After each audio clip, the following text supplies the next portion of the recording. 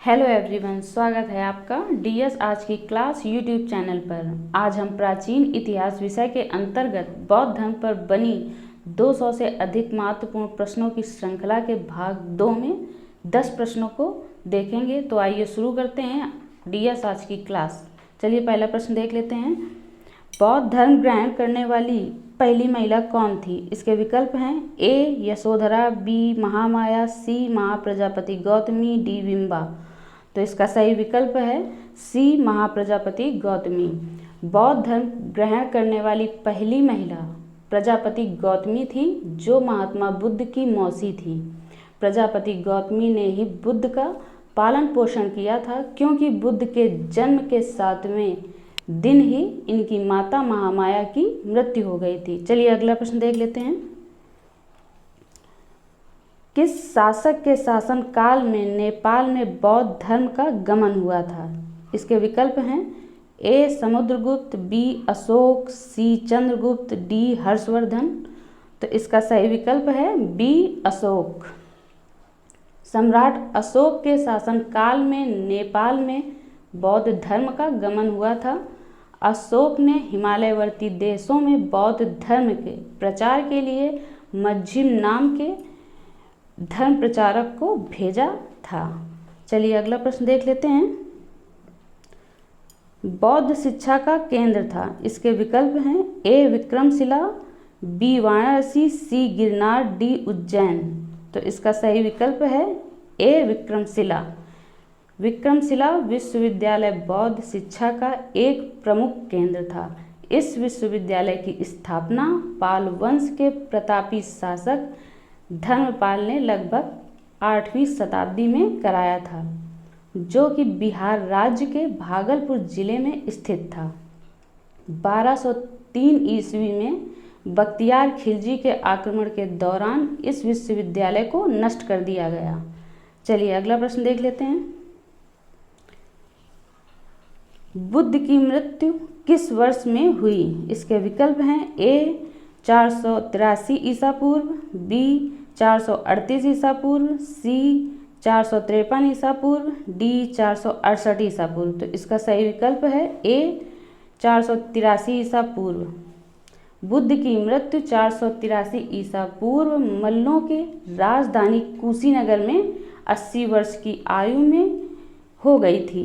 बुद्ध का जन्म 563 ईसा पूर्व लुम्बिनी नामक स्थान में हुआ था, जो कि नेपाल में है। चलिए अगला प्रश्न देखते हैं। बुद्ध ने निम्नलिखित में से किस स्थान पर महापरिनिर्वाण प्राप्त किया था? इसके विकल्प हैं ए कुशीनगर, बी कपिलवस्तु में, सी पावा में, डी कुंडग्राम में। तो इसका सही विकल्प है ए कुशीनगर। बुद्ध की मृत्यु 483 ईसा पूर्व 80 वर्ष की आयु में कुशीनगर में हुई थी। बौद्ध परंपरा में इस घटना को महापरिनिर्वाण कहा जाता है। कुशीनगर का तत्कालीन नाम कुशीनारा था। चलिए अगला प्रश्न देखते हैं। बुद्धकालीन अभिलेख किस भाषा में लिखे गए हैं? इसके विकल्प हैं ए पाली, बी प्राकृत, सी हिंदी, डी आर्मेयिक। तो इसका सही विकल्प है ए पाली भाषा। बुद्धकालीन अभिलेख पाली भाषा में लिखे गए हैं। महात्मा बुद्ध ने अपने उपदेश भी पाली भाषा में ही दिए हैं और अधिकांश बौद्ध ग्रंथ भी पाली भाषा में लिखे गए हैं। चलिए अगला प्रश्न देखते हैं। प्रथम बौद्ध संगीति कहाँ संपन्न हुई? इसके विकल्प हैं ए कश्मीर, बी राजगृह, सी वैशाली, डी पाटलिपुत्र। तो इसका सही विकल्प है बी राजगृह।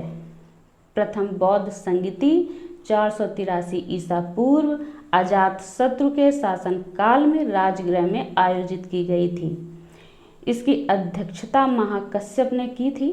प्रथम बौद्ध संगीति में बुद्ध के उपदेशों को सुत्त पट्टिक तथा विनय पट्टिक में अलग अलग संकलित किया गया था। चलिए अगला प्रश्न देखते हैं। बुद्ध की शिक्षाएं मिलती हैं। इसके विकल्प हैं ए दिव्यावदान में, बी त्रिपिटक में, सी महावदान में, डी अशोक के अभिलेखों में। तो इसका सही विकल्प है बी त्रिपिटक में। बुद्ध की शिक्षाएं त्रिपिटक में संकलित हैं। सुत्त पिटक, विनय पिटक तथा अभिधम्म पिटक संयुक्त रूप में त्रिपिटक के रूप में जाने जाते हैं। चलिए अगला प्रश्न देखते हैं।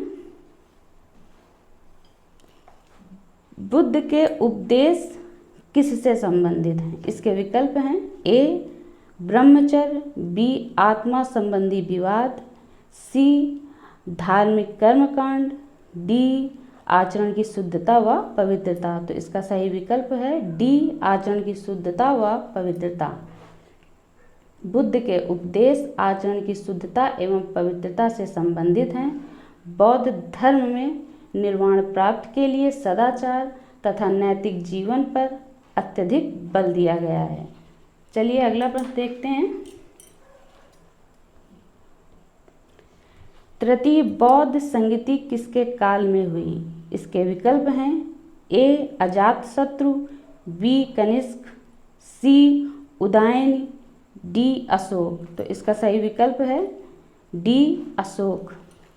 तृतीय बौद्ध संगति 250 ईसा पूर्व सम्राट अशोक के शासन काल में पाटलिपुत्र में आयोजित की गई थी। इसकी अध्यक्षता मोगलीपुत्र तिस्स ने की थी। इसी बौद्ध संगति में अभिधम्म पिटक का संकलन किया गया था। यदि आज का यह मेरा वीडियो आपको पसंद आया हो तो कृपया लाइक, शेयर और सब्सक्राइब अवश्य करें। धन्यवाद।